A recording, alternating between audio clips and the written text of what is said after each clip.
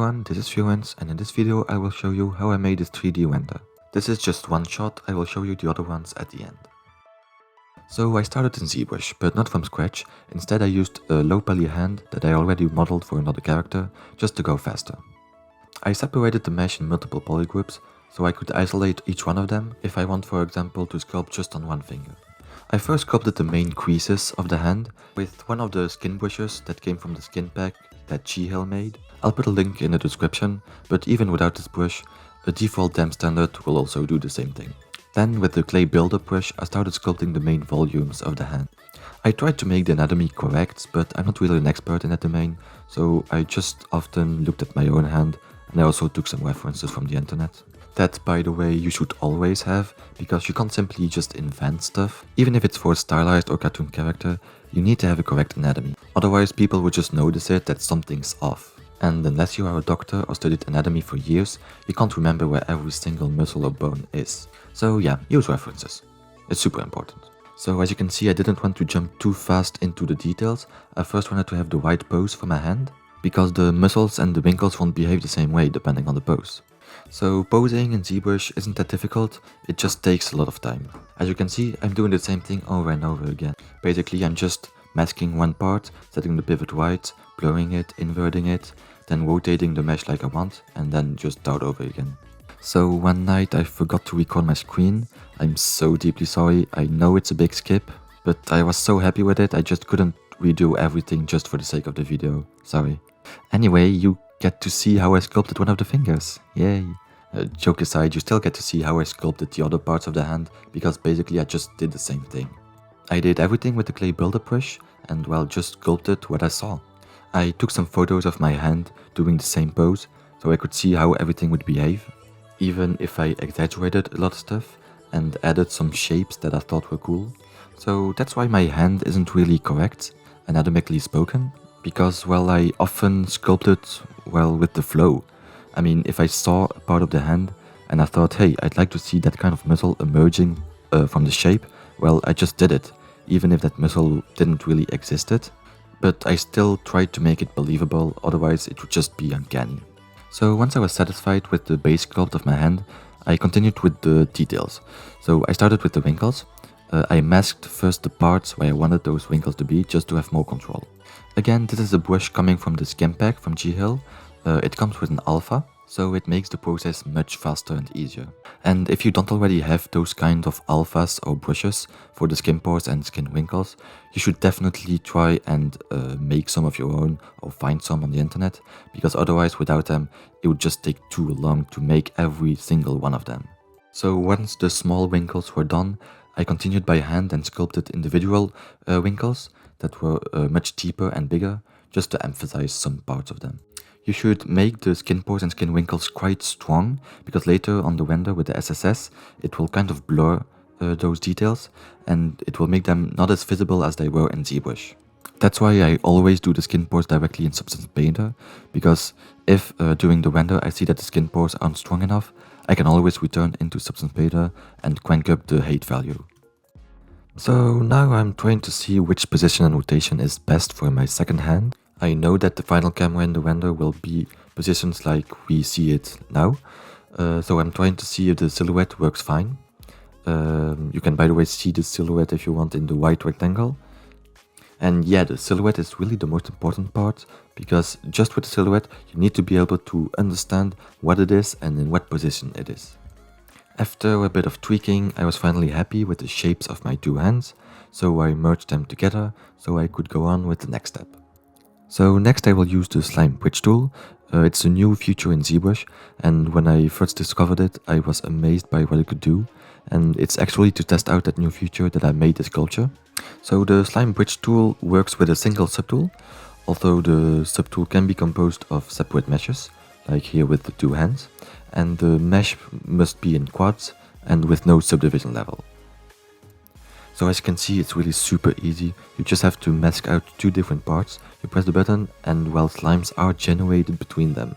You can decide the number of them, the tension there is, and they all come with a separate polygroup, so that's really just amazing.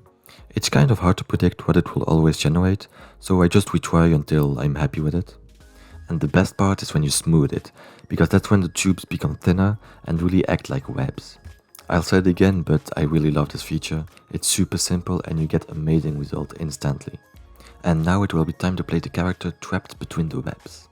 I took the base body for my pirate because it already had a wig on it, and well, that made the posing process much easier.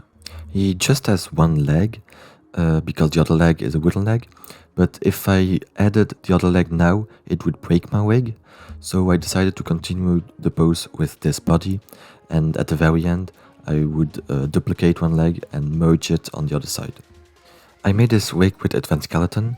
It's an auto wig plugin for Maya and it's free. I highly recommend it to you if you know nothing about wigging, but you still want to have a decent wig for your character in order to pose it or animate it. So I put the link in the description if you want to take a look. I wanted the sculpt to be raw and powerful by playing with the sensation of choking, being caught and trapped, or being controlled and seized by upper hands. Like if the character was powerless and just screaming. You can kind of see what you want in the sculpture, but yeah, not really happiness, sorry for that.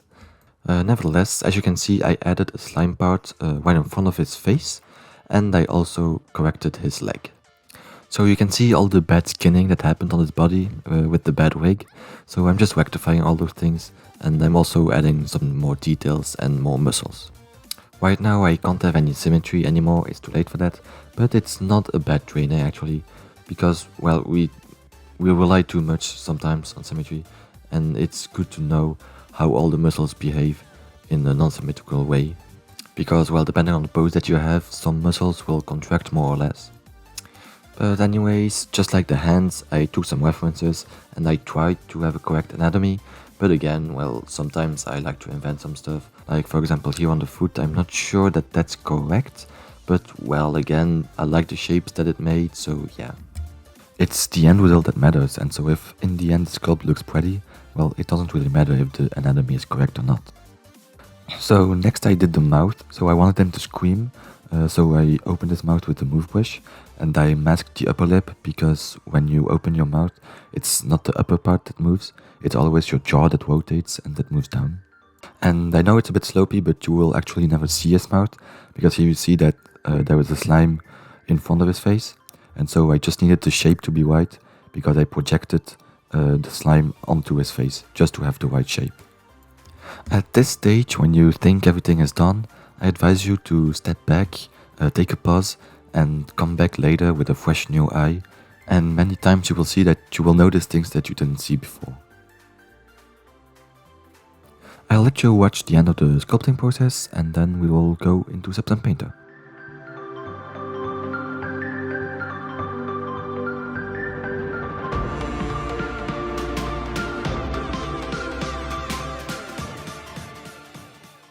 Okay, so now we are in Substance Painter in order to begin the textures. So what you should have at this stage for all the other projects is a low poly mesh with the good UVs on them. So I did my UVs in Maya, and also a high poly version coming, for example, from Zbrush, like here, in order to bake all the details back onto the low poly version. So generally I bake 2 times in Painter. The first time with a 500 by 500 pixel resolution, that way it's faster and I quickly can see if there was a problem or not, and if everything is fine, then I can bake with a 4K resolution, and that takes a lot of time generally. I don't always bake all the maps because it just isn't useful. Generally I just bake the normals, the position, the ambient occlusion, the curvature, and sometimes the thickness. So to go faster, I took the skin material that I made for Wednesday Addams. I posted the video on December, I think. And so it already had all the information that I needed. I just needed to tweak it and adapt it to the new UVs and to the new mesh.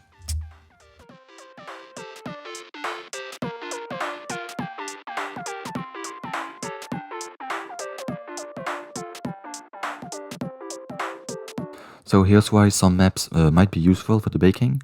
Here I used the thickness map just to isolate only the slimes, and so I could have this nice purple gradient on them.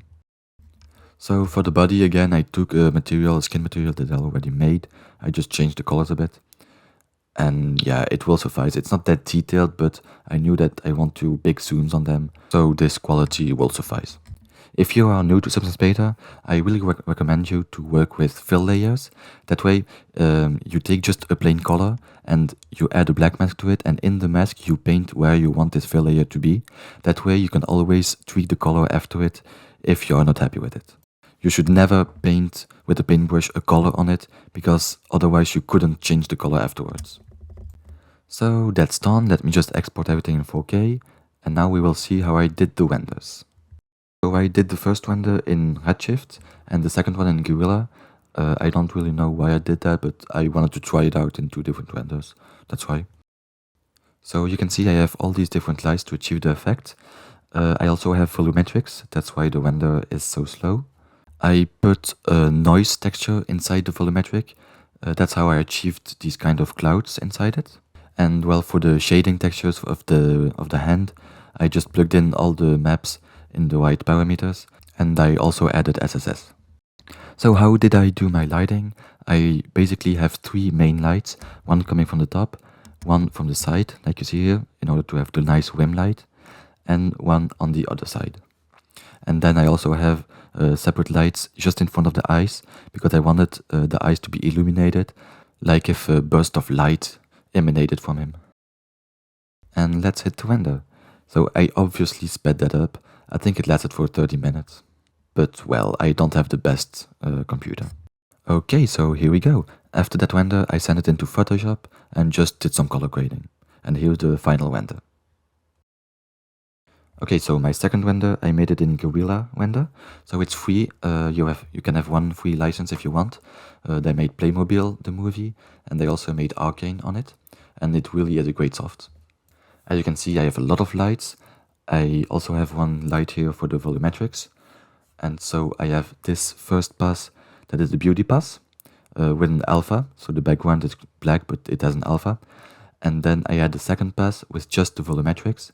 And so in Nuke, I combined the two. So I did the second pass for the fog because I needed less samples to render out the fog. And if I combined it in the same render pass with the rest, my render time would just explode for nothing. I will now show you the final render. I hope you enjoyed the video and see you soon.